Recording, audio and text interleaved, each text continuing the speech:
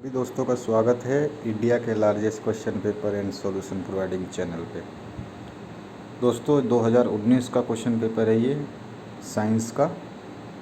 इसके क्वेश्चंस आपके सामने हैं, आप आराम से इन्हें देख लें, पढ़ लें। जहाँ जहाँ क्वेश्चन पेपर में कोई क्वेश्चन अगर नहीं दिखाई देता तो मैं वहाँ पे आपको ट्रांसलेट कर दूँगा। हिंदी मीडियम इंग्लिश मीडियम दोनों के लिए है। साथ ही साथ इस चैनल पे आपके टॉपर्स की बोर्ड की कॉपियाँ भी मैंने डाल दी हैं, आप प्लेलिस्ट में जा कर के देख सकते हैं। इसके डिस्क्रिप्शन बॉक्स में, इस वीडियो के डिस्क्रिप्शन बॉक्स में प्लेलिस्ट बना रखी है, वहाँ पर आपको आपके पेपर्स की भी प्लेलिस्ट मिल जाएगी और टॉपर्स के कॉपीज़ की भी। ये बुकलेट है आपकी। आप बुकलेट आपने अगर नहीं देखी है, जिन स्टूडेंट्स ने बुकलेट नहीं देखी है जिसमें आपको एग्ज़ाम देना है, वो ऐसा ही आपके एग्ज़ाम में मिलेगा आपको क्वेश्चन पेपर, उसमें ही आपको लिखना है। तो अभी देख लेते हैं हम। इसका इंग्लिश वर्ज़न ये रहा और ये रहा, नीचे उत्तर लिखना है। आप अगर हिंदी मीडियम से हैं तो हिंदी में उत्तर लिखेंगे और इंग्लिश मीडियम से हैं तो इंग्लिश में यहाँ पे नीचे उत्तर लिखेंगे। ऐसी ही आपको बुकलेट आपके बोर्ड में मिलेगी। आपको क्वेश्चन पेपर नहीं मिलता, आपको क्वेश्चन पेपर के साथ में आंसर शीट एक साथ मिलती है। आपको घर ले जाने के लिए क्वेश्चन पेपर नहीं मिलता है, ठीक है। तो ये है, आपको इसमें आंसर लिखना था। अब चलिए सेकंड क्वेश्चन की तरफ देखते हैं। सेकंड क्वेश्चन में आपको श्वसन कैसी रासायनिक अभिक्रिया है ये बताना है आपको। एंडोथर्मिक है या एक्सोथर्मिक है।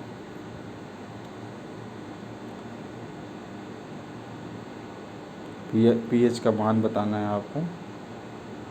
न्यूट्रल सॉल्यूशन का न्यूट्रल पीएच कितना होता है आपका,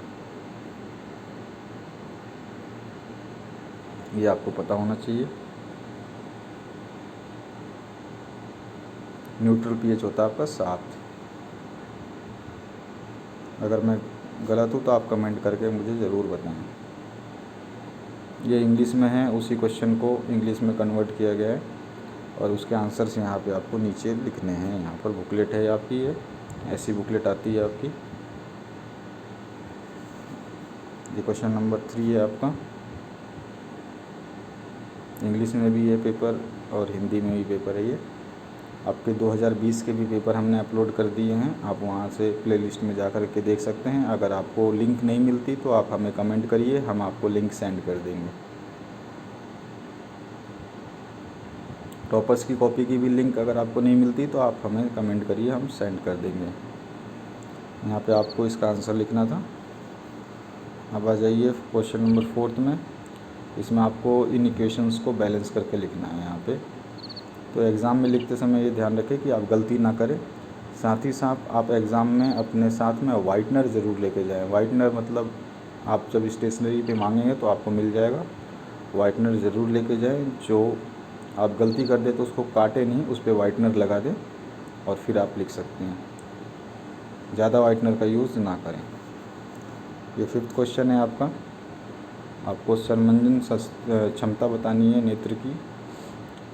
पावर ऑफ एकोमोडेशन, इसका फॉर्मूला होता है, आपको पता ही है, आपने पढ़ा था आपके प्रकाश के चैप्टर से, लाइट चैप्टर से ये क्वेश्चंस आते हैं आपके सबसे पहले।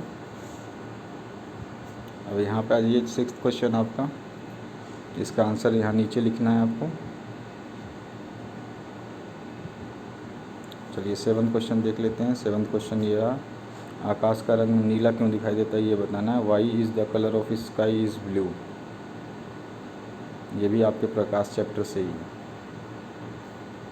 पता ही है आपको, रिफ्रैक्शन के कारण होता है ये सब। 8वां क्वेश्चन है, आपके अनुसार उत्कृष्ट गैसों को अलग समूह में क्यों रखा गया है ये आपको बताना है। नोबल गैस जो होते हैं ना आपके, जो किसी से भी मतलब रिएक्शन करते हैं तो वो वैसे के वैसे रह जाते हैं, उनको नोबल गैस कहते हैं। उनको रिएक्शन का कोई फ़र्क नहीं पड़ता उनको। चलिए 9th क्वेश्चन देखिए आप। एक ऑब्जेक्ट प्लेस कर रखा है कुछ डिस्टेंस पे, कन्वर्जिंग लेंस है, फोकल लेंथ उसकी 10 सेंटीमीटर है। तो पोजीशन ऑफ इमेज बतानी है, नेचर ऑफ इमेज बतानी है और साइज़ ऑफ इमेज बतानी है आपको। नेक्स्ट क्वेश्चन है आपका 10th। ऑक्सीजन के योग और ह्रास के आधार पर उपचयन अपचयन की अभिक्रिया आपको बतानी है। रिडक्शन और ऑक्सीडेशन आपको बतानी है इसमें। इसका आंसर यहाँ पे आपको नीचे लिखने हैं। चलिए 11th क्वेश्चन देखते हैं आपका। ये आपका रेजिस्टेंस, ये आ गया विद्युत चैप्टर से, इलेक्ट्रिसिटी चैप्टर से, ठीक है। अब चलिए 12th क्वेश्चन देखते हैं। जिप्सम क्या होता है और इसके आपको गर्म करने पर क्या होता है अगर इसको 374 केल्विन पे गर्म करें, तो ये बताना है आपको। और ऑप्शन भी है इसमें, निम्नलिखित का सामान्य नाम लिखना है आपको, ठीक है। चलिए इनके आंसर यहाँ नीचे लिखने हैं।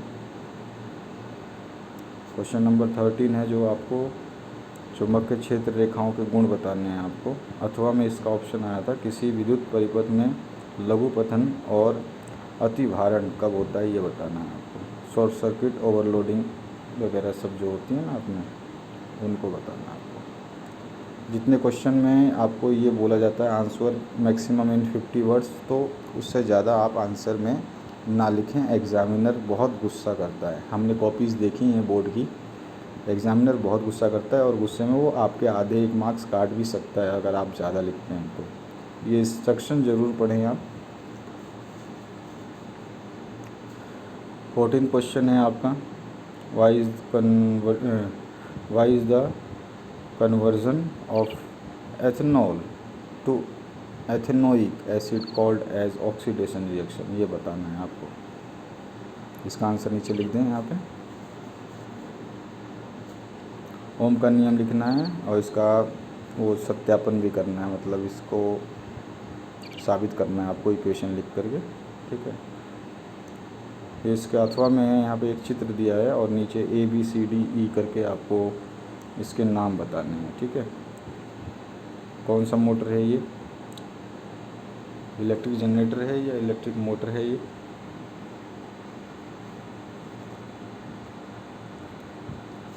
उसी का इंग्लिश वर्जन है यहाँ पर। आर्मेचर को डिफाइन करना है आपको, ये भी बताना है आपको और आर्मेचर क्या होता है। चलिए अब नेक्स्ट क्वेश्चन देखिए। इसको यहाँ पे सारे आंसर आपको लिखने हैं, ठीक है, आराम से। अब दिए गए चित्र में लवण के विलयन की चालकता का प्रयोग दिखाया गया है। 1 2 3 4 5 ये ऐसे करके इनके नाम लिखने पड़ेंगे। निम्नलिखित अथवा में जाइए, निम्नलिखित यौगिकों के संरचना सूत्र लिखने हैं आपको। एथेनॉल अम्ल है, ब्यूटेनॉन है, प्रोपेनॉल है, ब्रोमोपेंटेन है, हेक्सेन है। ये रहा आपका इंग्लिश वर्जन उसी क्वेश्चन का। वीडियो की स्पीड अगर आपको ज़्यादा लगती है तो आप पॉज करके देख लें, घबराने की ज़रूरत नहीं है। कमेंट ज़रूर करें अगर आपको कोई भी डाउट है। उसका और पोर्शन है यहाँ पे, उसका आंसर यहाँ पे आपको लिखना है। अपने दोस्तों के साथ शेयर ज़रूर कर दिए ताकि वो लोग भी वीडियो देख करके कुछ फ़ायदा उठा पाएँ। अब बायोलॉजी सेक्शन शुरू हो गया आपका। लार में पाए जाने वाले एंजाइम का नाम लिखिए। हाँ, लार एक बहुत इम्पोर्टेंट चीज़ होती है आपके बॉडी में। जितना हो सके आप सुबह उठते ही कुल्ला ना करें, पानी पिएं बासी मुँह। अगर आप टॉफ़ी खाना पसंद करते हैं तो चॉकलेट ना खाएं, टॉफ़ी खाएं। और टॉफ़ी भी ठीक ठाक सी अच्छी टॉफ़ी, उससे भी लार बनेगा आपके और आपके शरीर में जाएगा, वो अच्छा होता है आपके शरीर के लिए। ये 17 क्वेश्चन का इंग्लिश वर्जन है, उसका आंसर यहाँ पे आपको नीचे लिखना है, ठीक है, यहाँ पे नीचे लिखना है। चलिए 18 क्वेश्चन में यहाँ पे आंसर के लिए उतनी ही जगह दी जाती है जितनी आपको आंसर लिखने के लिए ज़रूरत है, उससे ज़्यादा जगह नहीं दी जाएगी आपको, इसीलिए गलती ना करें।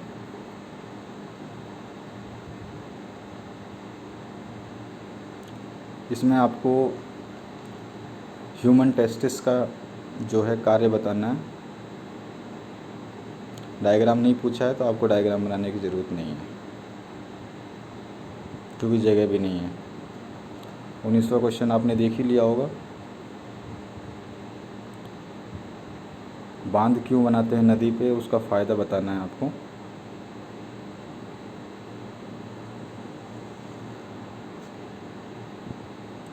बायो जियोकेमिकल साइकिल क्या है उसको डिफ़ाइन करना है आपको। भू रसायन चक्र, उसके आंसर यहाँ पे लिखना है आपको, ठीक है।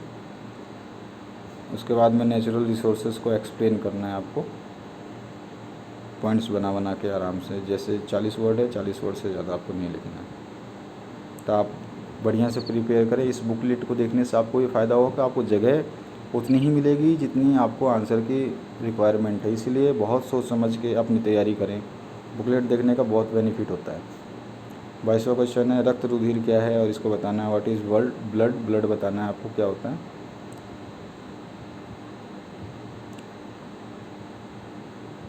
इसके बाद में आ जाइए नेक्स्ट 23वें क्वेश्चन में आपको प्रवृत्ति क्रिया के प्रवृत्ति चाप में 3 अंतर बताने हैं, है ना। रिफ्लेक्स एक्शन और रिफ्लेक्स आर्क में आपको डिफरेंस बताना है। 2020 में रिफ्लेक्स एक्शन का क्वेश्चन आया था, ठीक है। अब आ जाइए 24वें क्वेश्चन में हमारे शरीर में ग्राही का कार्य क्या है ये बताना है। Receptor in your body, what is the function of receptor.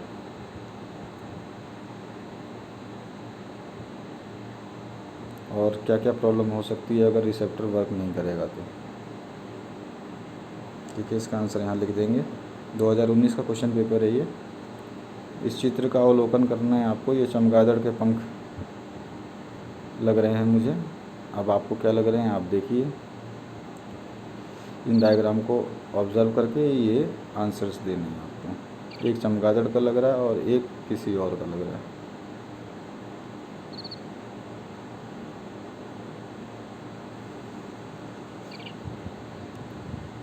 उसका इंग्लिश वर्जन है यहाँ पे नीचे। जीन फ्लो क्या है। जीन फ्लो का क्वेश्चन 2020 में भी आया है। जीन फ्लो का और जीन पोल का दोनों क्वेश्चन आए हैं आपके 2020 में। यहाँ पे आपको आंसर लिखने थे। 26वां क्वेश्चन है आपको अमीबा वाला। समजात व और समरूप अंगों का उदाहरण सहित व्याख्या करनी है आपको। और समजात अंग का भी आपके क्वेश्चन आया था 2020 में। तो पुराने क्वेश्चन पेपर बहुत ही इम्पोर्टेंट होते हैं आपके लिए दोस्तों, आप ज़रूर पढ़ा करो। तो आशा करता हूँ ये वीडियो आपको अच्छा लगा होगा। लाइक बटन आपने दबा दिया होगा। चैनल को सब्सक्राइब और शेयर ज़रूर कर दीजिए। प्लेलिस्ट में जा कर के वीडियोस को देखना ना भूलिए ताकि आपको और भी फ़ायदा हो सके। आपके एग्ज़ाम्स के लिए best of luck. Thank you very much for watching this video till the end.